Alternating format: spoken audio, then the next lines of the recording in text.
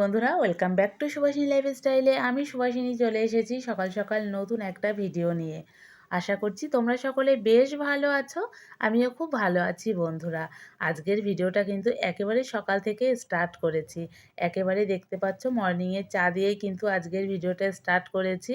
তো চা খাওয়ার পরে এখন কিন্তু চলে এসেছি আমি ছাদে। তো বন্ধুরা, সারাদিনে কী করবো না করবো দেখতে থাকো, বেশ ভালো লাগবে তোমাদের ভিডিওটা। তো চা খাওয়ার পরে আমি এখন যথারীতি চলে এসেছি ছাদে। ছাদে এসে সবার প্রথমে আমি জামাকাপড়গুলো কেচে নিলাম। তো এখন তো এই যে শীত পড়তে না পড়তেই আমি তো ছাদেই জামাকাপড়গুলো কাচাকাচি করি। যেহেতু নিচে আমাদের একটুও রোদ থাকে না।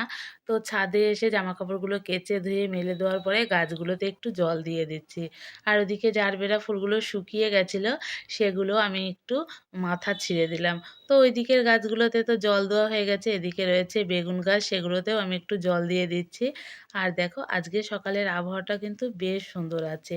শীতের এই হালকা রোদ, আবহাওয়াটা এত ভালো লাগে না, আর এই ছাদে গেলে এই রোদটা গায়ে পড়ে বেশ ভালো লাগে। তো যাই হোক, এদিকে বেগুন গাছগুলোতেও কিন্তু আমার প্রায় জল দেওয়া কমপ্লিট হয়েই গেছে। আর এইদিকে দেখো গাছগুলোতে কিন্তু বেগুনগুলো বেশ বড় হচ্ছে। তোমাদেরকে আগে একদিন দেখালাম না যে দেখো ছোট ছোট রয়েছে, বড় হচ্ছে, বেশ ভালো লাগে। আর হনুমানের ভয়ে তো খুব বেশি বড় করা সম্ভবই হয় না, হনুমান এলে তো পুরো ফুল শুদ্ধ খেয়ে নেয়। তো যাই হোক, এখনও রয়েছে বেগুনগুলো। আর এদিকে কিন্তু ঝাঁ চকচকে একটা সূর্য বেরিয়েছে। এখন বেজে গেছে সকাল ৯টা। আর দেখো আবহাওয়াটা বেশ সুন্দর। আর এরকম শীতের দিনে হালকা হালকা রোদ গায়ে পড়লে না বেশ ভালো লাগে। আর এই জায়গাকার ভিউটা তো আমার এত ভালো লাগে কি বলবো। এই জায়গায় দাঁড়ালে দেখো গাছও রয়েছে, বড় বড় বাড়ির সঙ্গে রাস্তা, লোকজন যায়। এখানে দাঁড়ালে আমার এত ভালো লাগে না। ছাদের সব থেকে এই কোণটাতে দাঁড়ালে এত সুন্দর একটা ভিউ দেখা যায়, বেশ ভাল লাগে। তো বন্ধুরা, ছাদ থেকে নিচে চলে এসেছি। আর এদিকে এখন বেজে গেছে ৯টা ১৫ মতো। আমার কাস্টমার চলে এসেছে তার মাল নেওয়ার জন্য। আমি এখনও তার মালগুলো রেডিই করিনি। তার কোনো দোষ নেই, দোষটা পুরোপুরি আমার। যেহেতু আমি তাকে বলেছিলাম আজকে দেবো, আজকে সকালে, কিন্তু আমি এখনও মালগুলো রেডিই করিনি। এই যে রয়েছে। এখন মাল নিতে এসছে, আমি বলেছি আমার একটাও করা হয়নি। আসলে কালকে দুপুরে একদমই করতে ইচ্ছা করলো না। সেই কারণে আর মানে মালগুলো রেডি হয়নি। ওনার কোনো দোষ নেই, উনি টাইম মতোই এসেছে। আমিই টাইমে করতে পারিনি। আর এদিকে আমার মেয়েও ঘুম থেকে উঠে গেছে, আমার মা জননী।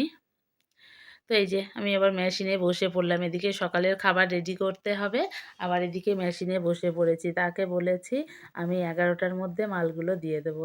কিন্তু আমার এখনও মালগুলো কিছুই করা হয়নি।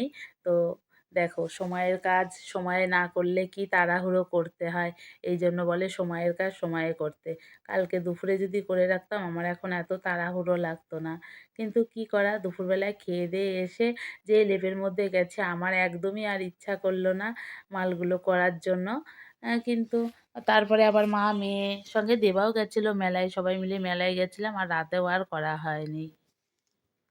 তো যাই হোক, কিছুটা কাজ গুছিয়ে রেখে চলে এসেছি। এদিকে আমি আলু পেঁয়াজ ভাজা করছি, আর এদিকে দেখো গ্যাসটা বাড়িয়ে দিয়েছি তাড়াহুড়োর জন্য, এদিকে লেগে উঠেছে।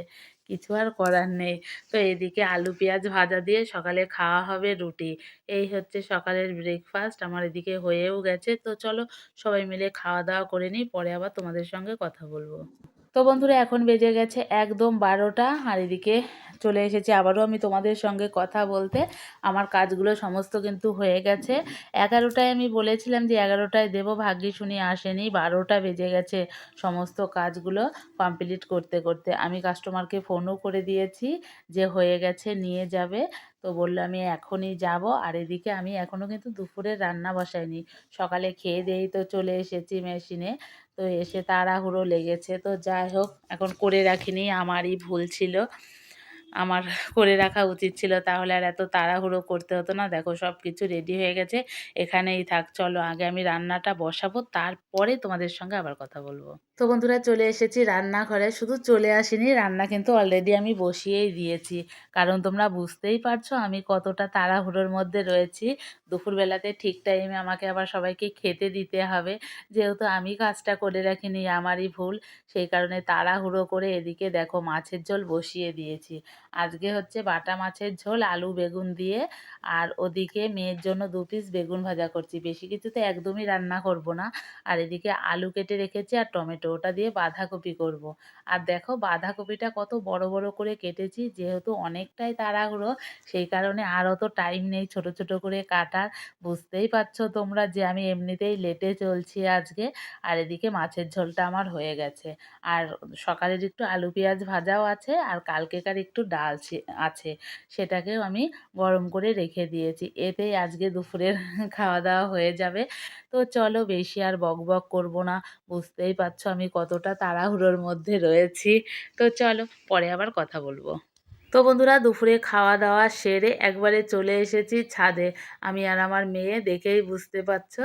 এই যে এটার মানে মাথাটা একটু আঁচড়িয়ে দেবো, চুলটা যেহেতু অনেকটাই বড় হয়েছে, নিজে আর আঁচড়াতে পারে না ঠিকঠাক করে।